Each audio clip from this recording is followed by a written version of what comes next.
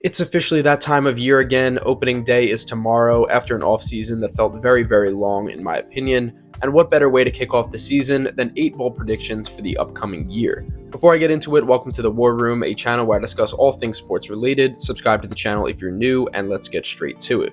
Some of these predictions I can certainly see happening, while others might be a little far-fetched, but that's the point of a bold prediction. So starting with my boldest prediction, Isaiah Kiner-Falefa wins AL MVP. Just kidding, the predictions aren't that bold, but for real, my first bold prediction is that the Chicago White Sox will win the AL Central. This is one I feel very confident in saying. In 2022, the White Sox had very high expectations in the American League that they didn't even come close to meeting. They went 81-81, missed the playoffs, and finished 11 games behind the Guardians for first place. I think Chicago's rough 2022 was a combination of poor managing from Tony La Russa, who is no longer there, along with some unlucky injuries throughout the season. I know Jose Abreu is gone, but let's not forget that this lineup and rotation for the White Sox is still very talented.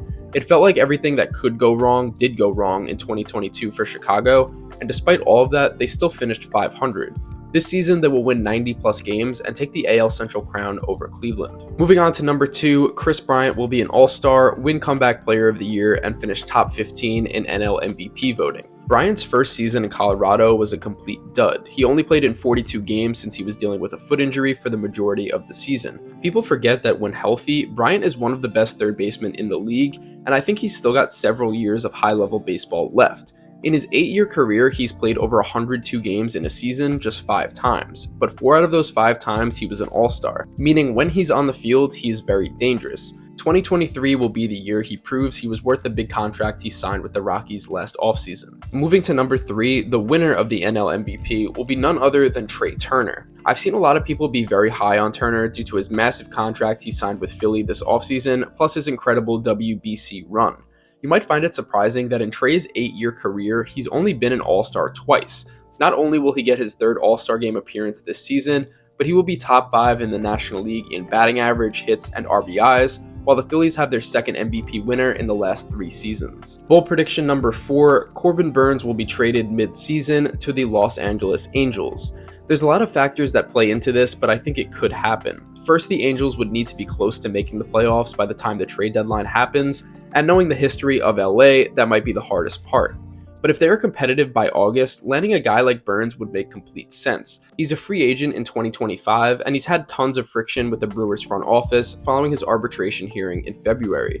If Milwaukee underachieves in 2023 and they want to kickstart a rebuild, Burnes will be the guy that teams are after. On top of that, historically the Angels just haven't had good pitching, which is a huge reason why they have this postseason drought. Also, if they manage to go all in, land Burnes, and make the playoffs, who knows, maybe it'll show Shohei Ohtani that the team is closer to winning than he thinks, and he'll sign his massive contract next offseason with a team that took a chance on him. Obviously, it's easier said than done, but realistically, I can see this trade happening. Bold prediction number 5, the Boston Red Sox finish 3rd in the AL East and sneak into the wildcard round. Boston finished in last place in the division last year, and they lost Xander Bogaerts and JD Martinez this past offseason. The strategy this year was to sign a bunch of vets to 1 or 2 year contracts like Justin Turner, Chris Martin, Corey Kluber, Adam Duvall, and Kenley Jansen. Yes, the best days of these 5 players are probably behind them, but all of these contracts are very low risk with potentially high reward. When you add the impact this group brings, on top of Rafael Devers, Alex Verdugo, Masataka Yoshida, and Chris Sale, I don't think Boston squeaking into the playoffs in the final week of the regular season is that crazy. Number 6, the Padres and Blue Jays lead the league in All-Stars with 8 each. Toronto sent 6 guys to the All-Star game last year, while San Diego only had 3. Looking at the projected Blue Jays lineup alone, I could see at least 5 or 6 of these guys being All-Stars, not to mention the rotation and bullpen. San Diego has 3 stars in their top 3 right now, plus Tatis has plenty of time when he comes back from suspension. Darvish, Snell, and Musgrove, who is currently injured, are certainly good enough as well. Add 1 or 2 guys from the pen, and I think both of these teams can do it. Number 7, the New York Mets lead the league in blown saves and/or bullpen ERA.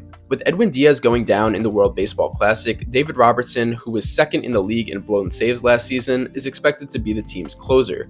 He's got some very big shoes to fill, and I don't think he'll be able to handle it. Year to year, Adam Ottavino is either filthy or gets rocked every outing. There's no in between. I just think there's so many question marks with the rest of the guys in this bullpen, and while I do see Steve Cohen making a move for a new closer, I don't see the Mets bullpen being that strong without Diaz holding it down. And the last bold prediction of this video, staying in New York, Aaron Judge will be the first American League player to walk 140 times in a season since Harmon Killebrew in 1969. Judge's plate discipline since his rookie season has improved tenfold. It's tough to get him to swing at pitches out of the zone, and anything in the zone he hits. Coming off a 2022 where he hit an American League record 62 home runs, you know pitchers are going to be hesitant against him all year long. He led the American League in walks last year, partly due to nobody wanting to pitch to him as he approached home runs numbers 60, 61, and 62. Now, if he gets that same treatment for a full season, I can definitely see him surpassing the 140 walk mark. But that wraps it up for this video. Please let me know in the comments what you think is the smartest and dumbest bold prediction that I presented in this video.